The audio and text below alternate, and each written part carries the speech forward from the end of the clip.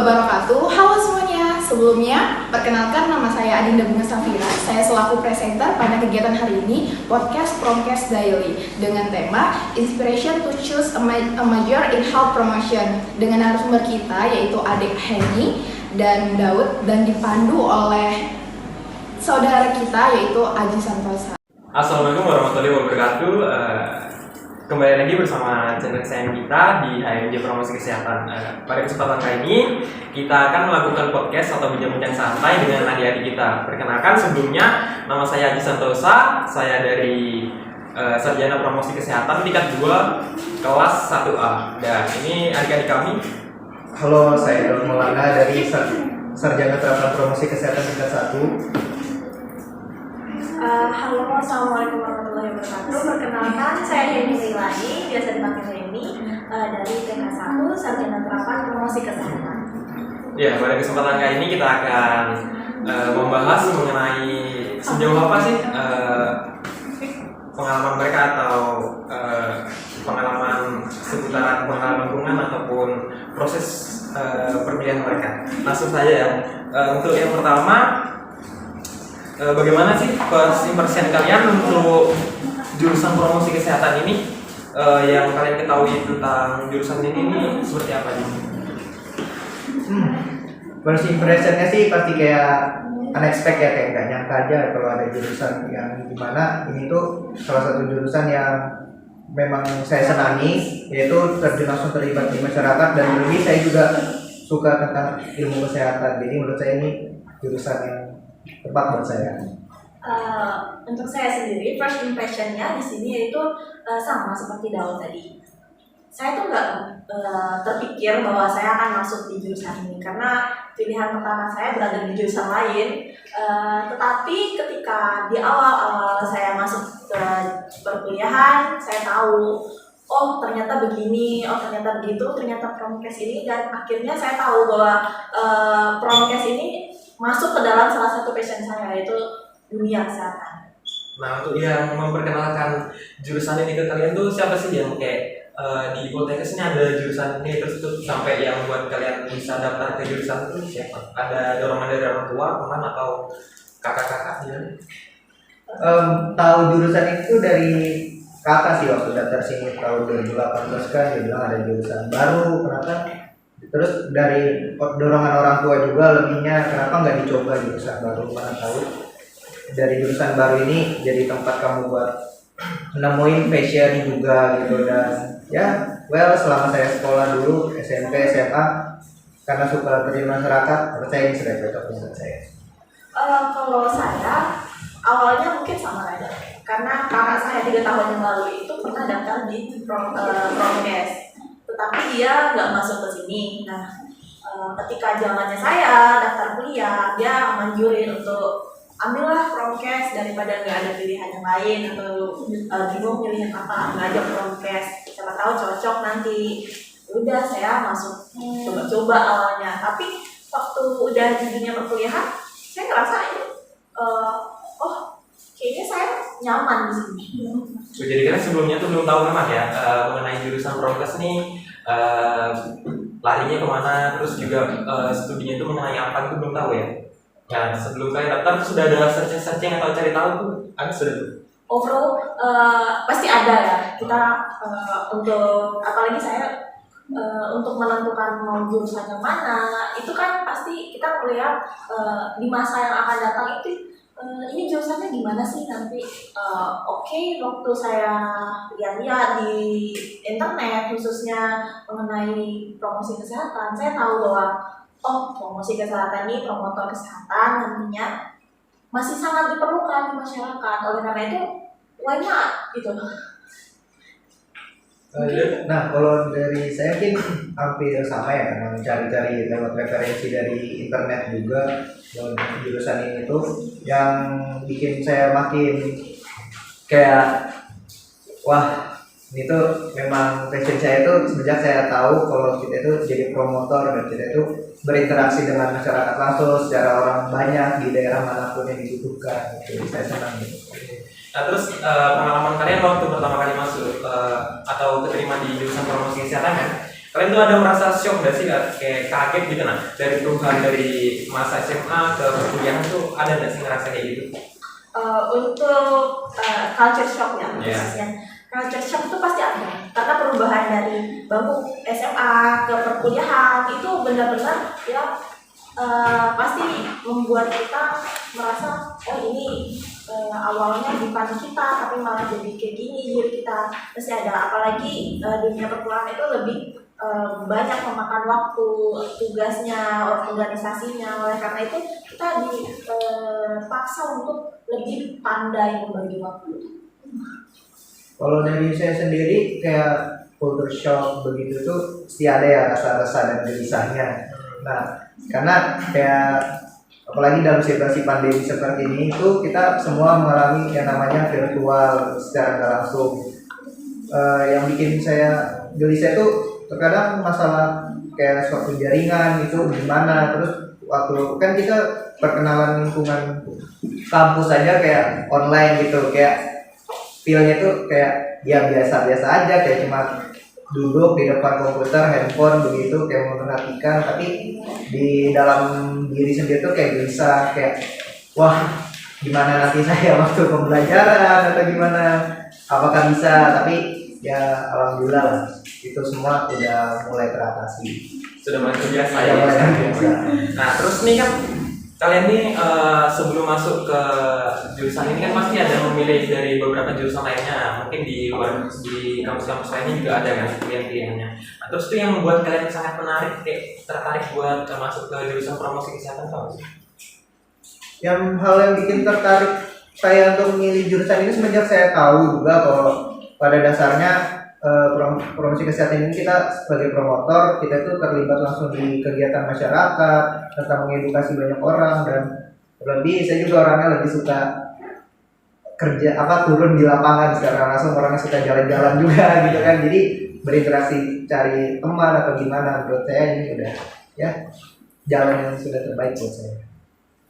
Kalau saya kenapa memilih promosi kesehatan, karena di SMA saya itu jurusannya IPS. Oleh karena itu mungkin tapi passion saya di kesehatan. Iya. Oleh karena itu saya memilih di promosi kesehatan. Di situ kita tahu masyarakat ini bagaimana, dan itu masih ada masih sangat berhubungan sekali dengan dunia kesehatan dan jurusan IPS ini. Oleh karena itu ya saya tertarik di sini gitu. Jadi memang sesuai dengan bidangnya ya. Iya. Jadi nggak ada merasa kayak ada halangan yang berlebihan kan. Nah terus kalian kan sudah beberapa minggu atau bahkan bulan ya sudah melakukan perkuliahan. Itu tuh ada nggak sih yang jadi kendala atau kesulitan selama proses perkuliahan yang berlangsung? Mungkin hampir mirip selama di bangku SMA, karena kita pembelajaran semuanya melalui daring, ya online. Oleh karena itu kendala-kendala selama perkuliahan itu mungkin hampir mirip, itu seperti jaringan, entah kuota dan lain sebagainya. Terus kita juga lebih susah fokus selama belajar karena kita nggak yang langsung turun di kelas, cuma di rumah. Dan di rumah tuh kan kita pasti ada aja halangannya, entah itu dipanggil orang tua, lagi belajar, tapi hal-hal seperti itu harusnya sudah menjadi hal yang biasa bagi kita, karena udah hampir 2 tahun mungkin 1 tahun lebih, hampir 2 tahun kita belajar secara online, jadi udah biasa mungkin hal-hal yang kayak gitu. Kalau dari saya sendiri sih kendala lebih ke arah tadi ya kayak disebutnya ini kayak masalah jaringan dan perangkat pendukung lah sebenarnya, karena di masa daring begini tuh gak semua yang kita mau tuh kadang selalu stabil lah, kata jaringan kadang koneksi itu bisa sometimes bagus, sometimes juga bisa jadi bad banget gitu, bikin ya sama juga kadang orang tua ya kan, lagi kita di rumah aja nggak kemana-mana, jadi kadang selap waktu tuh pasti aja dipanggil, misalnya Dek, makan. Kita lagi presentasi, ngejelasin apa, tiba-tiba teriak ibunya dari dapur, Dek, sini keluar makan kan. Aduh, gimana ini rasanya. Mau kan matiin mic dulu. Iya. Bentar, teriak dulu ke mama ini. Nah saya ini mau tanya, kalian ini domisilinya memang di Samarinda atau memang ada yang dari luar daerah terus ngekos di Samarinda terus? Oh, kalau saya asalnya dari Balikpapan. Saya ngekos di sini sih sebenarnya. Kalau saya sendiri SMA saya tuh di Samarinda, tetapi asal saya sebetulnya itu dari Desa Batu Balai, Muara Bengkal di Pekanbaruan. Oh jadi kalau Daud ini kalau untuk masalah jaringan ya masih bisa teratasi ya. Iya. Soalnya kalau dari saya pengalaman sendiri sih, dari saya orang Bubar, jadi itu kayak terkendala jaringan. Jadi saya tuh ke Samarinda nih, terus ngekos di Samarinda ini biar bisa mendapatkan jaringan bagus. Nah terus tuh apa namanya? Untuk pemahaman tentang materi yang disampaikan dosen tuh gimana? Ada kendala atau memang cukup baik diterima, dipahami? Untuk pemahaman materi ya, pemahaman materi mungkin kita susahnya nggak bisa berkomunikasi, nggak bisa berdiskusi sama teman-teman karena yang menjadi sumber ilmu kita ya cuma di layar ini gitu, nggak ada yang betul-betul real manusia yang bisa kita ajak diskusi dan lain sebagainya. Sedangkan kita ini makhluk sosial, kita perlu bertukar pikir, kita perlu berdiskusi dan lain sebagainya. Oleh karena itu dulu kendalanya ya seperti itu, belum lagi ditambah kita selama perkuliahan ini lagi di depan laptop nih, lagi nge-zoom. Oh, HP ini bunyi, pengen scroll bentar gitu kan. Ya gitu, mungkin masalahnya ya susah fokusnya itu. Ya, gitulah kurang lebih sama ya kan.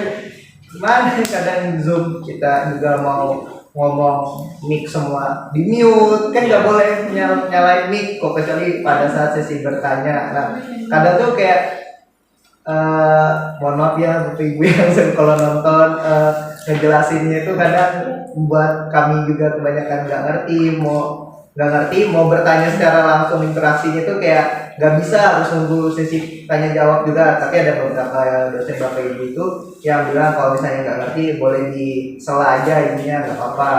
Nah tapi kebanyakan kan kita harus perhatikan sampai beliau selesai ngomong gitu baru mereka bilang yang mau bertanya silakan, keburu buyar gitu malah. Jadi kendalanya itu untuk kita tuh dipaksa untuk memahami materinya sendiri ya. Iya, benar banget. Tapi alhamdulillah kalau ada teman yang atau dapat circle pertemanan yang saling support gitu kan, bisa bilang itu tuh maksud ibunya gini, maksud bapaknya gini. Oh jadi baru ngerti itu pas setelah pembelajaran atau kadang seminggu setelahnya kan. Iya.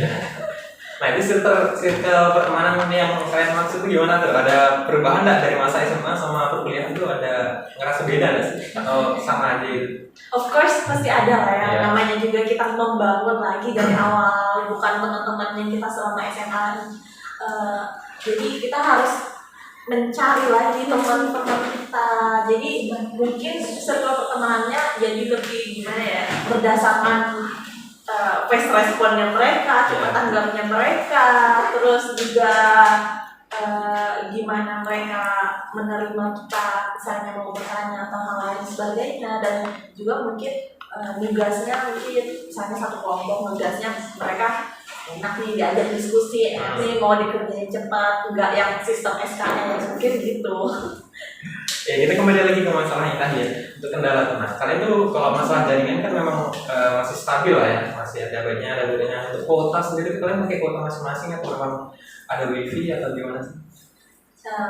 Untuk saya kan selama di Samarinda ini nebeng lah wifi sama tetangga kayak bagi dua bayarnya. Jadi selama bisa perkuliahan ya wifi sehingga dari wifi, tapi nggak harus wifi aja sih. Kadang misalnya wifi lagi jelek atau lagi banyak yang pakai ya kita mau nggak mau pakai kuota sendiri. Dan itu dan Zoom pun pasti nggak yang sebentar, yang itu menguras kuota banget sih sebetulnya.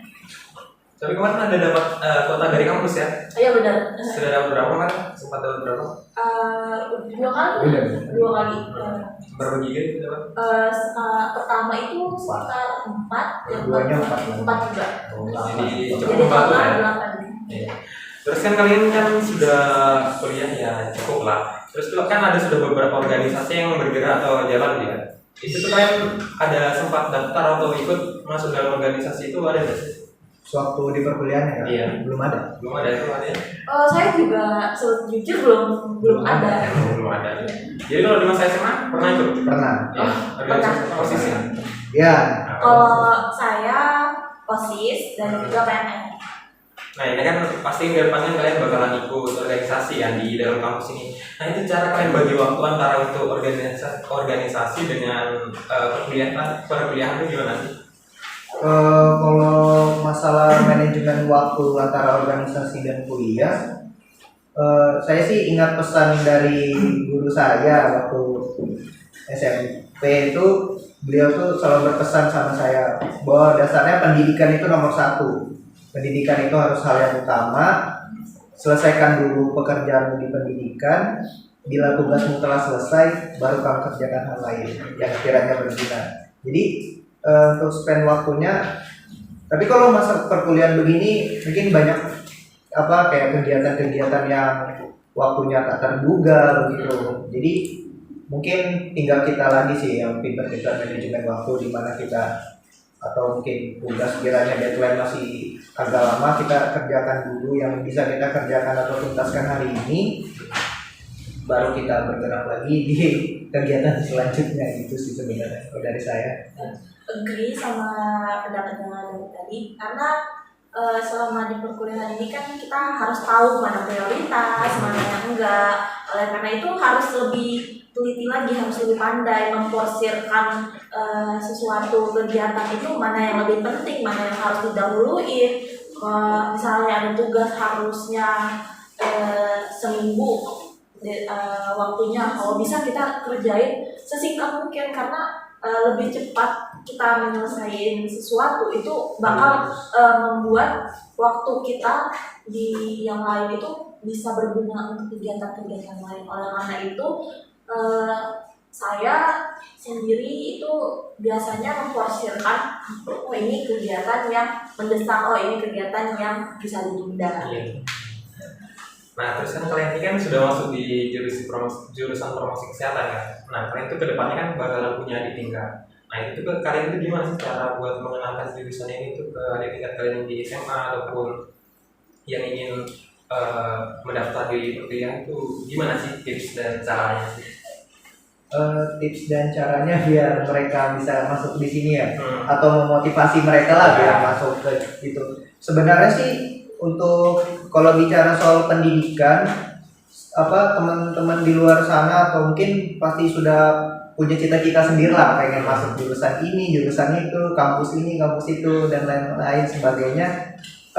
Sebenarnya itu sudah mindset ya. Kalau sudah mindset berarti udah bicara soal kebiasaan, itu agak bicaranya susah sih sebenarnya. Tapi tinggal dari kitanya aja sebagai senior atau kakak tingkatnya itu bagaimana sih kita itu membuat first impression mereka atau point of view mereka terhadap kita itu, wah keren nih kakaknya nih, begini kerjanya public speakingnya itu, wah gila kakaknya kalau ngomong kayak gak henti-henti, poin demi poinnya yang disampaikan itu bagus. Kakaknya ini jurusan apa sih dulu, kok masalah kesehatan ini sama ngomongnya itu lancar, padahal kan saya tahu kakaknya kan bukan dari anak kedokteran gitu, kok bisa gitu kan. Nah baru nanti mereka cerita-cerita, kok bisa sih mungkin begini-begini, mungkin kita bisa kasih tahu kalau saya ini ngambil jurusan ini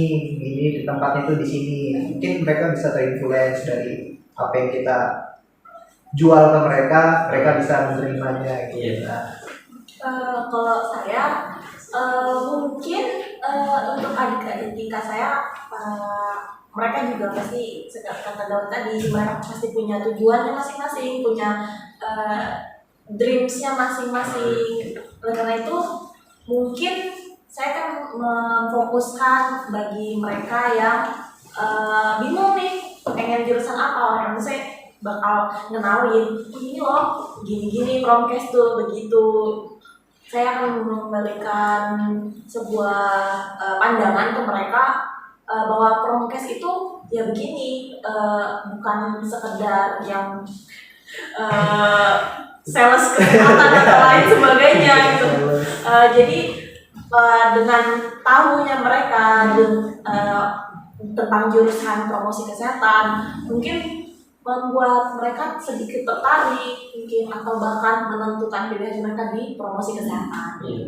Nah itu tadi kan untuk menginspirasi adik-adik tingkat. Nah ini pertanyaannya ini agak menjurus ke jurusan kalian ya. Nah kan kalian sudah belajar gimana sih promokes itu kan. Nah itu tuh cara kalian buat mengubah pola pikir masyarakat yang kayak masih belum sehat itu gimana sih caranya? Untuk mengubah pola pikir itu pasti sangat sulit kan karena pola pikir dari masyarakat itu terbentuk dari mereka waktu kecil udah ditanam mindsetnya begini begitu. Jadi namanya melakukan perubahan itu nggak boleh langsung plek kamu harus begini, kamu harus begitu, nggak boleh. Kita harus menanamkan dari diri kita sendiri dulu. Kita mulai dari diri kita sendiri dulu, udah baik atau belum. Terus kita mulai influence ke teman-teman kita atau enggak dari keluarga kita. Hal-hal kecil gitu bisa menjadi langkah besar untuk kita membuat masyarakat ini, apalagi kondisi masyarakat sekarang itu berubah mindsetnya. Ya seperti ini bilang, kalau pada dasarnya pola pikir itu sudah tertanam dari sejak dini, mungkin dari orang tua, gimana orang tua. Sebenarnya itu semua hal balik lagi dari lingkup kecil kita yang berada di sekitar, bagaimana orang tua itu mengajari kita, terutama saya orang tua kan pasti mulai mungkin ada ngasih tahu dek sebelum makan cuci tangan gitu. Nah tapi makin kesini kan budaya itu era globalisasi ini kan sudah mulai besar dan itu ada hal positif ada negatif dan di mana itu menjadi kebiasaan yang berbeda. Sudah mungkin yang dulunya sebelum makan cuci tangan, ini sebelum makan mari kita selfie gitu kan ya gimana gitu. Jadi mungkin dari kita itu sebagai mungkin untuk berubah sudut pandang itu lagi, mungkin kita antara sesama teman atau keluarga kita lah yang memulai untuk mencontohkan hal tersebut. Jadi dimulai dari diri sendiri dulu baru ke orang lain ya. Nah untuk di jurusan promosi kesehatan sendiri kan ada proker-proker yang sudah dijalankan. Nah itu kan kemarin pasti kan ada sudah dibagikan adik kakak sayang ya. Nah itu tuh menurut kalian itu membantu nggak sih dalam proses pengenalan lingkungan di kampus? Program itu saya membantu sih, karena dulu kan lagi waktu ada kegiatan open recruitment panitia itu saya sempat bingung mau ngambil apa, ini bagian-bagian apa. Kebetulan saya iseng lah chat reply story WhatsApp-nya saya itu kayak bilang itu ujung-ujungnya kak boleh nanya nggak sih kayak pasti kan kita ada embel-embel apa dulu di depannya baru bertanya. Dan ya kakaknya juga welcome ke kita, kakaknya bilang percaya diri lah, intinya percaya diri, membangun kita biar percaya diri bahwa dasarnya apa yang kita pikirkan itu gak seburuk apa yang bakal kita jalanin gitu. Nah jadi saya bantu banget lah. Jadi karena kita belum coba jadi kita nggak tahu ke depannya gimana. Benar. Kalian? Kalau saya ini program yang membantu kita mengenal kakaknya tuh secara personal. Karena dari sekian banyak mungkin kita tahu kasarnya aja kakaknya ini bagian ini, udah gitu aja, kita nggak tahu kakaknya itu begini sifatnya begitu, kalau ngomong begini. Nah jadi kita lebih tahu, jadi lebih dekat jadi sama kakaknya. Oleh itu menurut saya ini membantu banget, apalagi kita yang maba sama siswa baru. Jadi bisa diterima dengan baik ya. Apalagi first impression orang kan bilang ih muka kakaknya galak gitu, padahal nggak tahu kan mereka belum pernah ketemu, belum pernah ngomong secara langsung. Padahal kakaknya tuh pada ada program ini kan jadi tahu kakaknya yang kelihatannya galak ini ternyata galaknya itu cuma di luar tapi dalamnya tetap healthy gitu kan bahasanya. Nah untuk pas proses pengenalan lingkungan kampus kemarin tuh ada yang berkesan ya di kalian tuh dari kakak-kakaknya ataupun dari dosennya, misalnya kakak yang ini galak atau kakak yang ini baik gitu, ada nggak sih?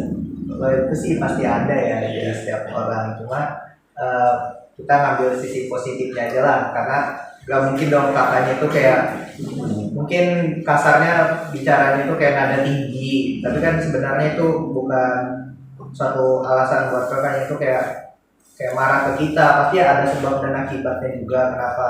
Mungkin karena faktor mereka mempersiapkan semuanya itu dari dini hari, pagi hari, itu pagi buta gitu. Sedangkan kita cuma menerima gini, kita lambat, itu kan berpacu pada emosi seseorang. Mungkin itu aja sih, mungkin bisa diterima sih. Tapi overall semuanya baik. Iya.